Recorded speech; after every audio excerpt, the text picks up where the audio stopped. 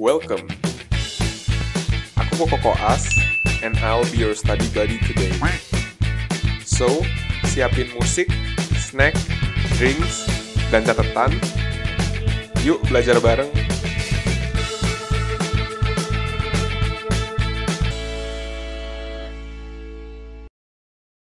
Pernah nggak sih kita mikir kenapa pada pasien-pasien diabetes kita disuruh sama dosen kita buat kasih perhatian ekstra?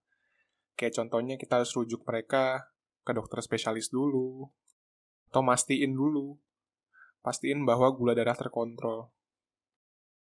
Gue sering banget dibilangin bahwa orang-orang yang punya diabetes mellitus, punya sakit gula, itu nantinya manifestasinya bakal giginya banyak yang goyang. Atau kalau kita lakuin tindakan pencabutan, lukanya nggak sembuh. Atau juga sering banget kita dibilangin bahwa hati-hati bahwa pasien yang diabetes itu gampang banget infeksi. Oke guys, kita bakal bahas lebih dalam lagi tentang diabetes mellitus ini, dan efeknya ke rongga mulut ya terutama. Tapi sebelumnya kita lebih dalemin dulu soal diabetes mellitus guys. Mungkin teman-teman tahu kan kalau diabetes itu kan dibilang sakit gula guys. Ini aku gambarin permen di sini. Ya, anggap aja itu gula. Nah iya, jadi diabetes mellitus itu sangat terkait dengan gula dalam darah. Nah, pada orang normal, gula darah ini dikontrol sama insulin. Insulin ini apa guys? Insulin ini fungsinya ngasih kode ke jaringan yang ada di tubuh buat ngambil gula yang dalam darah kalau udah tinggi tuh. Jadi dia kodein jaringan buat ambil gula darah. Terus dia ngapain lagi? Dia suruh tuh jaringan, minta jaringan buat simpen itu energi. Buat simpen atau make gula itu. Itu pada orang normal, guys. Jadi kalau pada orang normal, gula darah kita mulai tinggi, biasanya itu habis makan, insulin tuh langsung dirilis sama beta sel pankreas. Dilepas sama beta sel pankreas. Nah, itu fungsinya buat menyuruh jaringan ngambil gula darah, entah itu buat dipakai atau buat disimpan. Kalau pada orang diabetes gimana? Teman-teman kayaknya udah tahu sih pasti. Diabetes tuh ada 2 tipe ya guys. Yang pertama ya tipe 1, yang kedua tipe 2. Ya, jelas ya. Nah, untuk diabetes yang tipe pertama ini, dia itu autoimun, di mana beta sel pankreasnya diserang sistem imun, jadi hancur. Dan insulinnya jadi turun.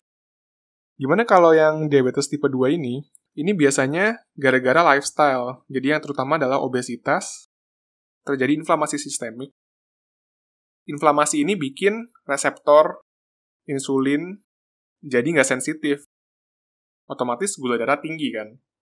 Gara-gara gula darah tinggi ini, beta sel tetap ngebaca nih bahwa gula darah tetap tinggi, jadi tetap diminta buat bikin insulin. Beta sel terus bikin insulin. Ya kan? Atau istilahnya lembur lah. Gara-gara terus lembur, ya beta selnya rusak. Ujung-ujungnya, insulinnya turun. Insulinnya kurang, jadi gula darah terus tinggi. Oke, kita udah ngerti soal diabetes. Terus emang kenapa kalau gula darahnya tinggi, guys? Emang efeknya apa pada tubuh? Efeknya pada tubuh tuh kalau gula darah tinggi, sebenarnya banyak efeknya. Cuma yang paling berpengaruh, kita ambil salah satu aja ya, yaitu terbentuknya ini guys. Bukan age umur, tapi kita baca AGE. Atau ini singkatan dari Advanced Glycation and Product. AGE ini apa sebenarnya teman-teman? Jadi gula itu kalau nggak disimpan atau kalau nggak dipakai, glukosa itu bakal bereaksi dengan protein, dengan molekul protein atau lemak yang ada di sekitarnya.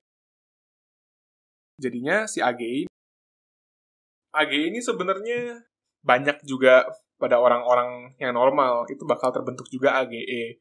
Tapi yang di diabetes, AGE-nya tinggi banget. Nah, terus emang efeknya AGE apa? Kita geser nih, guys. Efeknya AGE itu yang pertama, dia tuh bikin kolagen cross-link.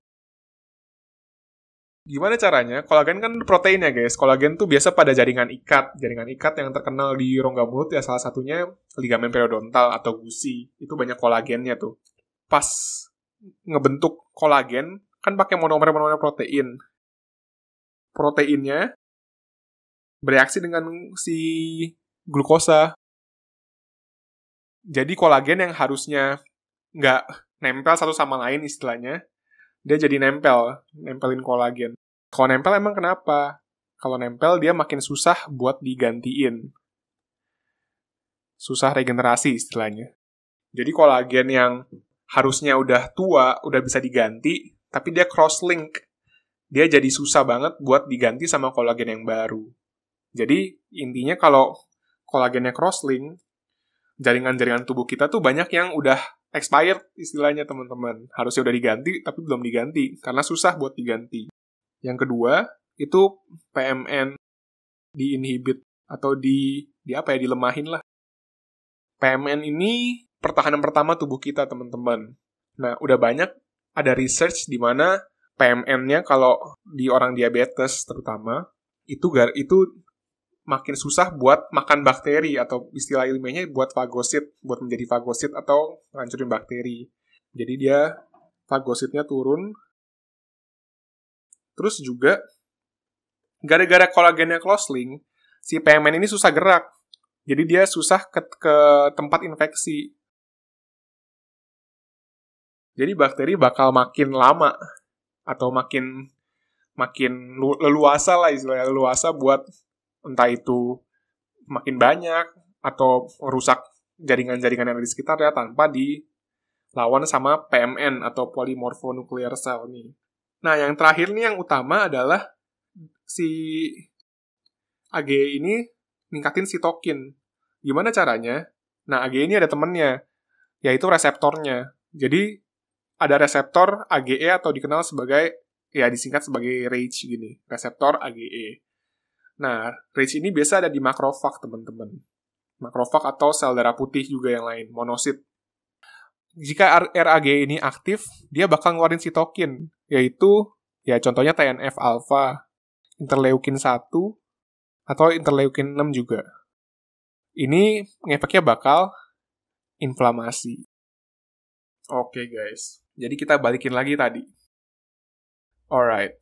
Jadi yang tadi, hal-hal yang tadi udah disebutin di atas, itulah efeknya ke manifestasi longgar urut, yaitu gigi goyang, luka nggak sembuh, dan juga infeksi, teman-teman. Kita bahas lebih dalam lagi ya. Kenapa giginya goyang? Ya otomatis kan. Kalau gigi goyang berarti terkait dengan periodontitis ya, atau gangguan jaringan periodontalnya dia.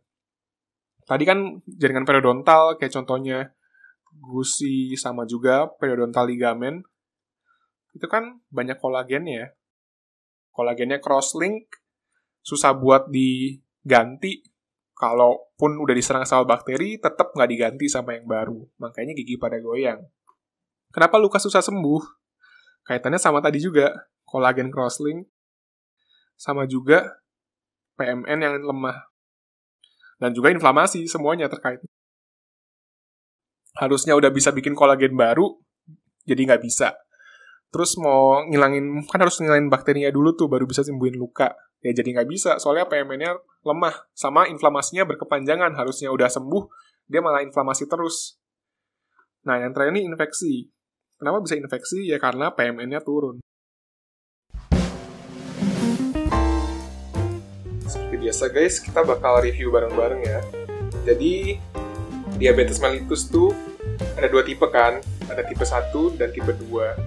Tipe 1 itu yang autoimun, tipe 2 itu yang gara-gara lifestyle.